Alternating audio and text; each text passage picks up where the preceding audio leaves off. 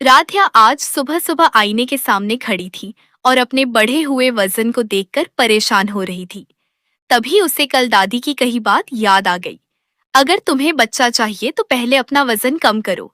कहीं ऐसा ना हो कि तुम्हारी जेठानी तुमसे पहले खुशखबरी सुना दे। दादी की बात राधिया के दिल पर लग गई थी। उसने आईने में खुद को देखा और मन ही मन ठान लिया, बस अब बहुत हो गया, चाहे जो हो जाए, मैं अपना वजन कम करके ही रहूंगी। सबसे पहले राधिया ने अपनी सहेली विमला को फोन लगाया। विमला, कोई ऐसा देसी नुस्खा बताना जिससे जल्दी वजन कम हो जाए। विमला ने तुरंत सलाह दी, सन्नी के पत्तों का काढ़ा बनाकर पी ले, पेट भी साफ रहेगा और खाने का मन भी कम होगा। राधिया ने बिना देर किए काढ़ा बनाना शुरू कर दिया। उधर तभी उसके पति प्रथम का सिर दर्द करने लगा। प्रथम ने कहा, राधिया मेरा सिर बहुत दर्द कर रहा है, कोई दवाई दे दो। राधिया बोली, दवाई क्यों खानी है, आज आपको मैं अपना स्पेशल काढ़ा पिलाती हूँ। लेकिन तभी कहानी में एक ऐसा ट्विस्ट आया जिसकी किसी ने कल्पना भी नहीं की थी। राधिया की माँ ने किचन में पहले से रखा हुआ एक काढ़ा उसे पकड़ा दिया। बेटा, ये काढ़ा ले जा। राधिया जैसे ही काढ़ा लेकर जाने लगी, दादी ने उसे रोक लिया। पहले तुम खुद पीकर देखो, पता चले कहीं तुम्हें ही कुछ हो गया तो। राधिया ने सोचा, प्रथम मेरा इंतजार कर रहे हैं, पहले उन्हें ही पिला देती हूँ, बाद में अपने लिए दूसरा बना लूंगी। और उसने वही काढ़ा प्रथम को पिला दिया। कुछ ही देर बाद प्रथम के पेट से अजीब अजीब आवाजें आने लगी। गुड गुड गुड, प्रथम घबरा कर बोला, राधिया ये कैसा काढ़ा पिला दिया, मेरा पेट तो बैंड बजा रहा है।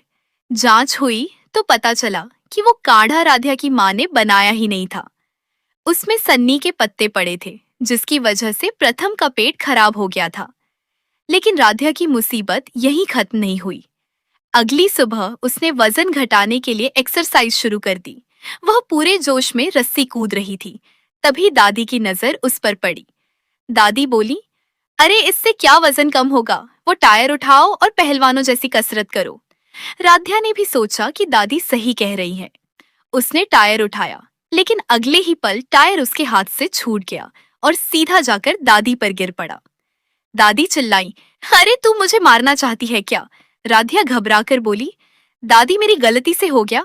तभी प्रथम वहां पहुंचा और बोला, बस माँ, राधिया को किसी के ताने की वजह से नहीं, अपने लिए फिट होना है, उसे सही तरीका अपनाने दो।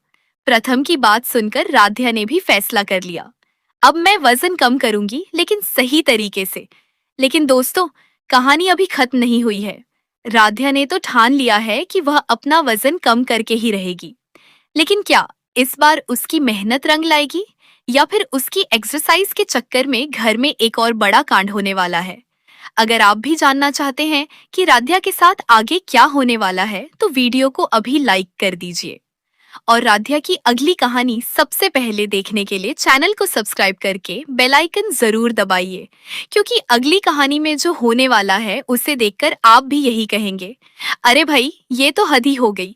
तो बिना देर किए लाइक ठोक दीजिए, चैनल सब्सक्राइब कर लीजिए और मिलते हैं अगली मजेदार अपडेट वीडियो में।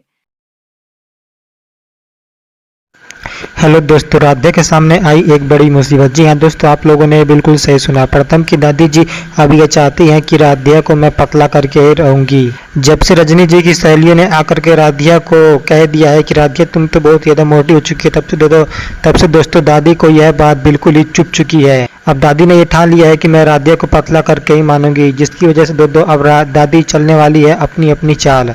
दोस्तों दादी जी आज राधिया के लिए एक ऐसा काढ़ा बनाने वाली होती हैं जिससे राधिया का पेट खराब होने वाला होता है। लेकिन तभी दोस्तों राधिया उस काढ़े को ले जा करके अनजाने में प्रथम जी को दे देती है। और दोस्तों जैसे ही प्रथम उस काढ़े को पीता है तो उसे बार बार बाथरूम की तरफ जाना पड़ता है, जिससे दोस्तों प्रथम का पेट बिल्कुल ही खराब हो जाता है।